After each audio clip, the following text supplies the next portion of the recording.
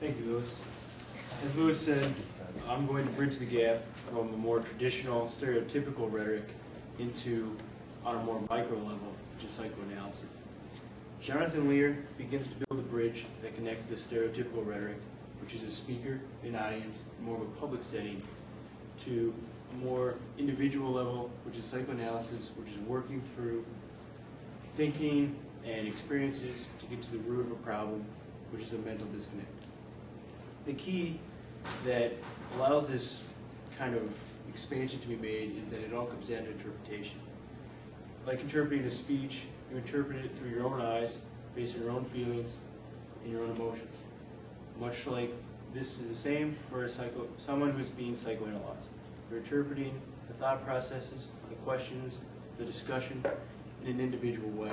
And eventually they can get to the bottom of it and get this full understanding that'll bring more of an equilibrium mentally. I think it's a lot like reading a book.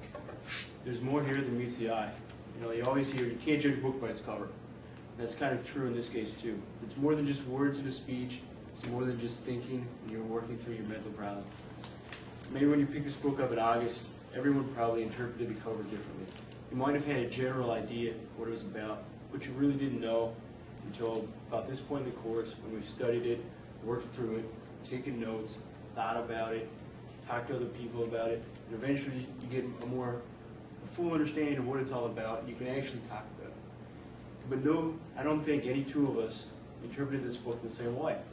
I know I always kind of read it from a standpoint of what can I find out that won't make me look like an idiot when I'm up there.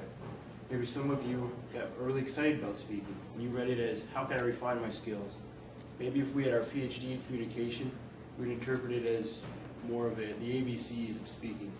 Everyone's going to have their own unique perspective, and in the end, their understanding will be unique.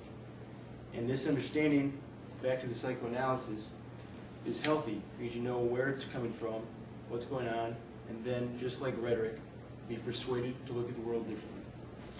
Just like you look at this book differently by the time you fully understand it. And now Kasha will pick up where I left off. Thanks, Tom.